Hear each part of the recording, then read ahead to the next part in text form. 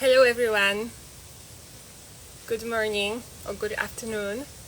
Here it's midday, so it's already good afternoon. Welcome everyone. Today I want to talk about conscious breathing. So join, get your questions ready. I will answer them gladly. Again, welcome to everybody who joined the community. I am really honored to have so many of you who are willing to dedicate their time and their energy to upgrade their life, to change their lives, to transform their lives through conscious movement, through movement neuroshaping. And part of the conscious movement practices and part of a very important part, crucial part of how to improve your well-being is conscious breathing. So it refers, wow, what a light. So part of it is to have conscious breathing practices. That's for sure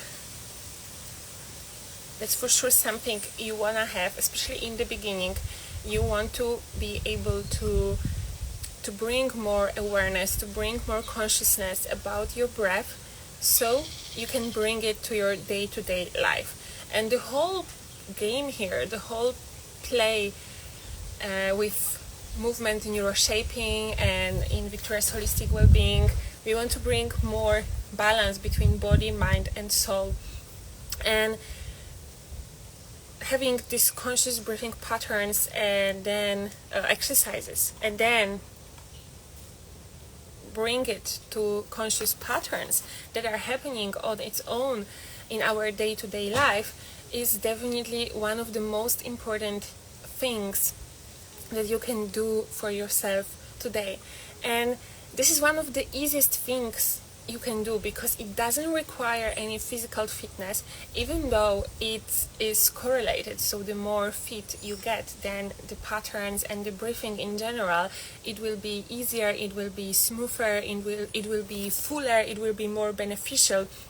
But to really start off, there was a lot of, very often I get the question how to start your embodiment journey. So breathing, conscious breathing practices is definitely a great start because this is really easy one and you don't really need any very specific knowledge on how everything works, because you really just close your eyes and you get into yourself, into your inner self, and you really get to connect with your essence. And this is actually the concept that is very much present in many cultures, because even from Latin, the word sphere refers to breath. So sphere means breath in Latin, and this is the root of the word spirit in English that comes from Latin. So many traditions connect the breath with the representation of the spirit. So there is even word Atma, right? And then this refers also like Atman in German. So it's like a lot of influence in between different cultures, different languages. Then if we come to yogic tradition, so the word prana, so this is the this translates to life force, energy, and then the dedicated practices to conscious breathing. The set of the practices are referred to pranayama, which translates to mastery over life. So this says already a lot of how big of an importance the conscious breathing has, and when we bring it to our day-to-day life, it is going to change our life drastically. And all we do here is about how the practices. It's not about doing just the practices. It's not about going to the gym. It's not about dedicating 1 hour a day or whatever time you dedicate for just like sometimes even like weird exercises, like something you're not going to do on your day-to-day life. And it's obvious you're not going to do, but it is going to help you, and the aim is to help you to change the patterns. That's why it's movement neuroshaping. That's why I refer to neuroshaping, because we literally, through the practices, through the dedicated conscious practices, we are changing the neural pathways in our brain. Therefore, we are able to bring these habitually, these good habits, we are able to bring effortlessly, or more and more effortlessly to our life, right? We don't have to really push it so much, because it becomes effortless. Health, well-being, good habits are becoming more and more effortless for us, so that we can really enjoy. And again, this is another thing that when we think of conscious breathing is the joy part, it's the enjoyment part. We are supposed to enjoy our breathing. So now let's do a quick exercise. Close your eyes and take deep inhale through the nose for 1, 2, 3, 4, and deep exhale through the nose for 6. 1, 2, 3, 4, 5, 6. And now enjoy the little break and take this breath in once more for 1, 2, 3, 4, and long exhale for 6 for 1, 2, 3, 4, 5, 6. And once more, and now pay attention to how, take your breath to your lower stomach, and really feel yourself with the air as much as possible, and feel the pleasure that is coming out of it. Feel the joy, feel even as if you were massaging your organs, as if you were massaging the cells inside of you, and find the pleasurable sensation just from simply breathing. So let's take this breath in for 1, 2, 3, 4, and exhale for 1, 2, 3, 4, 5, 6. Take a moment to reflect on the sensations, reflect on what just happened. What were the sensations of pleasure? This is how we can start build the association. This is how we can start build new connection. How we associate breathing, that we associate it with pleasure, especially the long, stable, very full, because this is reflecting the behavior, the reactions that we are going to have in day-to-day situations. And this is especially dangerous when it comes to stressful situations, because what is happening when we are stressed, we rather tend to shorten our breath. So this is definitely not something you want to do, because this is going to contract all the muscles. The cortisol is already released, the adrenaline is released, so everything is in the state of alertness, and there's not much space for breathing, and therefore our cognitive functions are very, very limited, so we are not able to think clearly. And especially if it comes to, any stressful situation actually, because the more clarity you are able to maintain, the more the more probability of you surviving this situation. And if it comes to some work situation, right, if especially if it's not physical work, then it's not the danger, or it's not a life threat that you are facing, right? So that's therefore this clarity, it's really needed, because then you need in order to get out of some stressful situation, you actually need to think, to make yourself the way out of it.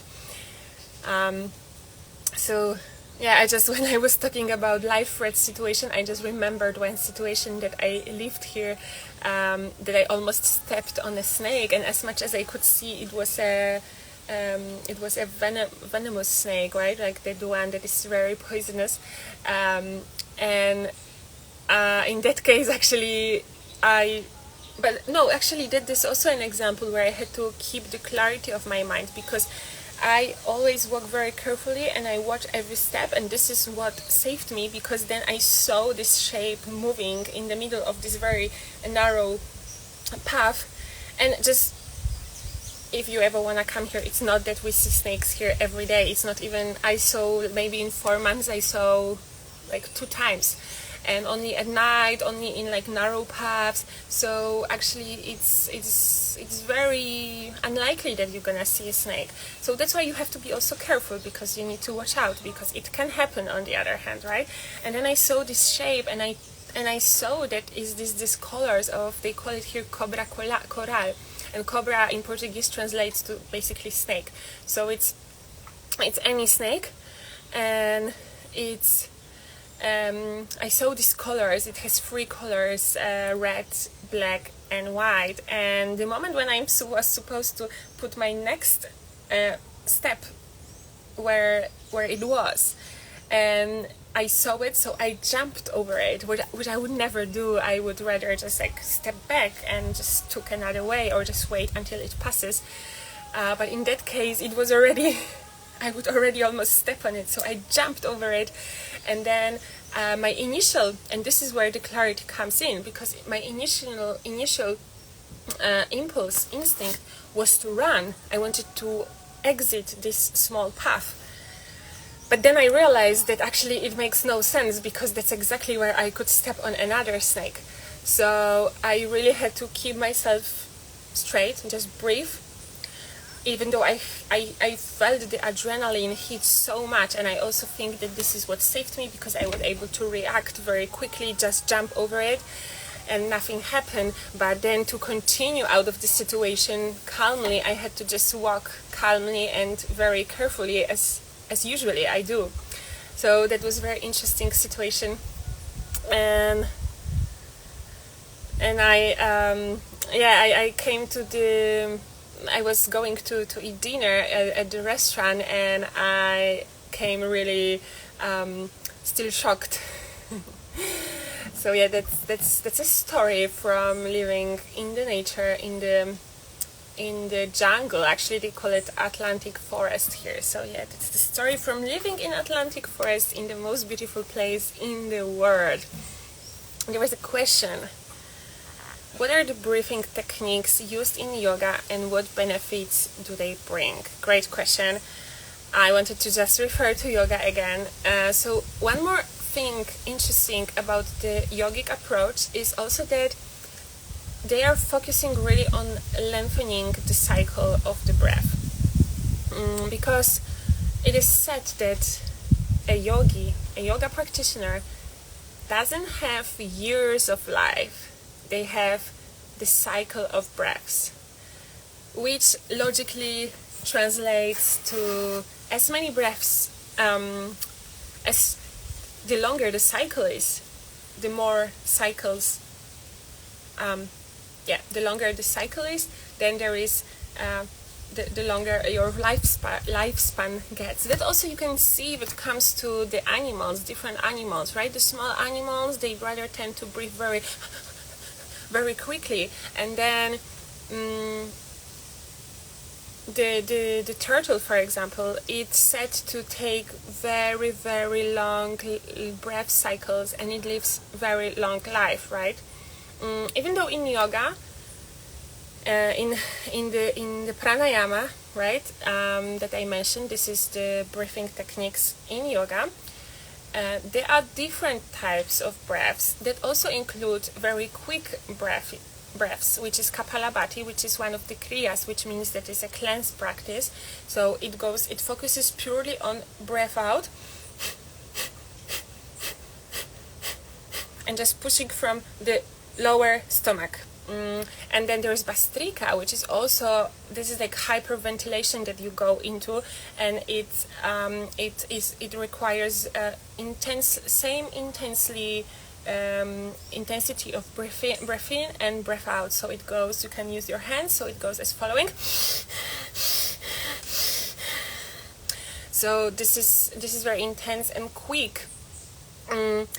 Then the main ones, there is full yogic breath, so that you really feel the full breath. I guess it's also called in some other techniques like 360 breath, 360, which means you really feel as your breath is filling you from the front, from the back, from the side ribs, from your lungs, and also the shoulders. So there is a 3 parts breath as well, where you can put your hand on your stomach, lower stomach. You can put your hand and do 3 breaths. You can put your hand on your chest and do 3 breaths as well to feel the movement, and also on your shoulders. There is a square breath where you go with square, you go 4 times, 4 counts, or whatever number, it's even number that you go.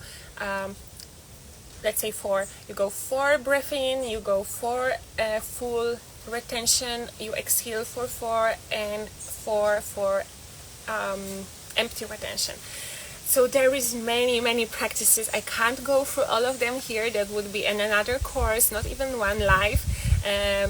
Even in yoga teacher training, there is a whole class dedicated just to pranayama, just to breathing techniques that we were doing every single day, and that's exactly also what you should do if it comes to planning your yoga practice, if this is what you practice. And there should be always some part of dedicated only to pranayama, and also during the asana, traditionally there is used ujjayi breath, which is a very special breath. It creates a certain type of heat. It's only inhale through the nose, exhale through the nose the whole time, as long as possible. So there is exactly this maintenance of the same rhythm during movement practice.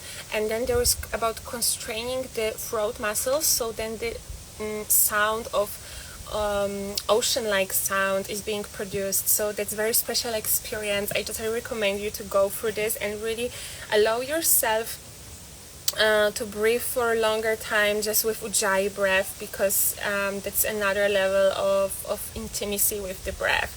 This is how I like to see. And recently I started to look at it, especially when I go to the beach. That's my time of the research. That's where I do most of the times my practice, and this is what I can bring to you guys. This is also what nourishes me, where I go through my practice, so I get energy, I nourish, and also I get to discover every day new things. And it goes, if it comes to breath and relationship with movement, this is what movement neuroshaping is highly focused, because it understands the direct connection with with the practice quality, with the movement quality. And breath, by the way, it's also movement. It's this circulation type of movement. It's because it's circulating all the time, and then the breath is causing a lot of movement internally in your body. So it is giving the fuel to the cells.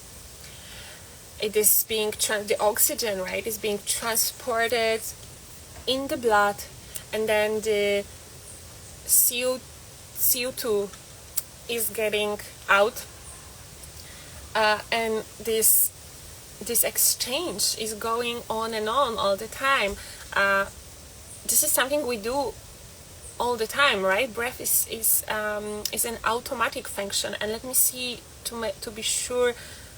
There is said we are taking at least 12 cycles, around 12 cycles a minute, every single minute of our life till the rest of our life. So on one hand, it should be really easy for us to breathe, but yet a lot of us forgot and don't really know how to breathe efficiently.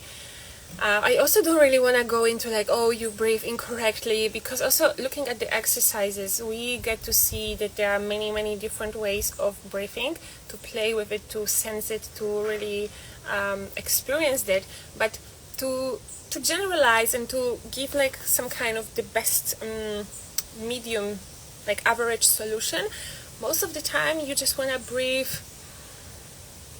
as as slowly as possible, just as calmly as possible, as smooth as possible, unless there is no necessity to adapt your breath pattern. And this is what we want. So it's again like with stress. We want this mechanism because we want this ability to jump over the snake when there is a snake. But how often there is a snake? I told you, in 4 months there was only twice. So how often do you really need to change the breath pattern in order to save your life? So we want good adaptability. We want a good adaptive mechanism. We don't want to overdo it. We don't want to overstress it. We don't want to feel overwhelmed with another crazy idea, with another like, okay, you don't gonna go and do the Bastrika pranayama all the time, because probably it's not really good for you anyway.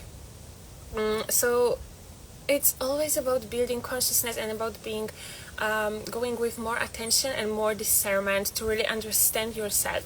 And also another very interesting thing that I read, I'm still studying Bodyfulness book by Christine Caldwell, and I was just reviewing the part on breathing before the live, and she says that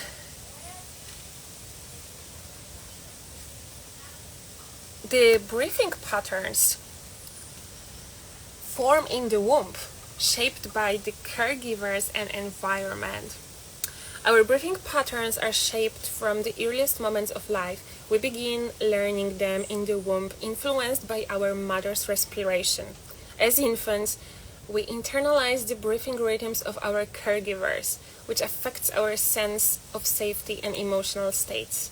Caldwell explains that this process continues into adulthood, where we have the power to consciously choose how we breathe. This conscious choice is pivotal. It not only affects emotional fluency and cognitive intelligence, but also plays a critical role in physical and psychological regulation. Poor breathing habits can impair emotional awareness and stability, while mindful breathing fosters balance, clarity, and positive feelings. So this is so fascinating, and even though it makes very logical sense, I never really thought of this that way. And now when I read this quote, I was really impressed by this. How great of a force we have to adapt ourselves to survive. So knowing this, we also have to be really careful, because this is what comes very much from our subconscious. So this is very in an unconscious area, where we might be unconsciously adapting our breath patterns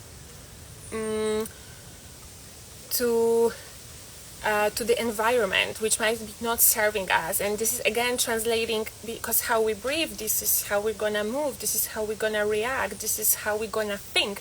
So this is very much connected with then our reactions and how we are going to interact and how we are going to communicate with the environment. And this is already influencing a lot the quality of our life. Let me see what I have here in the notes.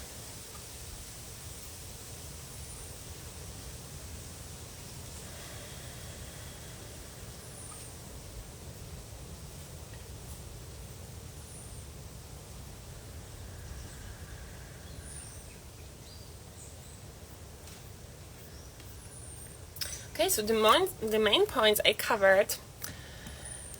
Let me answer the question: why is breathing considered one of the key elements of meditation and mindfulness? So it basically goes to everything what I said, because it's such a fundamental function for our life, that the way we breathe, it's a direct reflection of the quality of our awareness. And as meditation, especially the beginner's practice, is about concentration. Mindfulness is about, I refer here to bodyfulness, which is awareness of sensing, which is about expanding our nervous system, which is about expanding our sensory capacities, which is embodiment. It's all together. So meditation is observation, so we need meditation, we need meditative states in order to be mindful, in order to be bodyful, in order to be embodied. And we cannot do this without conscious breathing, because this is what fuels our basic body functions. So we need it to live. We are able to live less without breath than we are able to live without food or without water, which, like, without water even we can go many days. Even without food we can go easily up to 6 weeks, up to 42. Average person has enough stored nutrition, right? Like, we are usually overweight or slightly overweight, so we have enough stored in our bodies that we can go beyond 42 days without food. I'm sure of that, especially after experiencing the fast only by water only fast. It was only 7 days, but it gave me the idea. So that gave me more certainty that we can go easily without food for many days, whether with no breath, with no air, with no this gas exchange. We can't really go for too long. So this is basically the base of our existence. This is our nutrition. This is the life force energy. That's why we need it. And as to wrap up the today's life, I want to say that the most important thing is to really get connected, because breath works as a connection, and we want to bring always more balance. So that's why there is also a lot of balancing exercises, and that's why the balanced breath, conscious breath, brings more balance and harmony in our system and in our lives. And yet we need to remember that everyone's breathing pattern will be slightly different, and it's very unique. So we need to be aware of this and really go with curiosity and observe yourself. So before you jump into any technique, really observe yourself. Is it serving you? Or always observe yourself during. And there are so many different approaches, and I believe a good chunk of it is helpful, is beneficial. It doesn't mean that one is wrong or one is bad. Usually it's not like this, actually, as much as I observed. It is about, it's your responsibility to make it working for you. So don't be afraid of making adjustments, because I made this mistake. Whether I don't really believe in mistakes, everything is the way it's supposed to be, but let's say I made this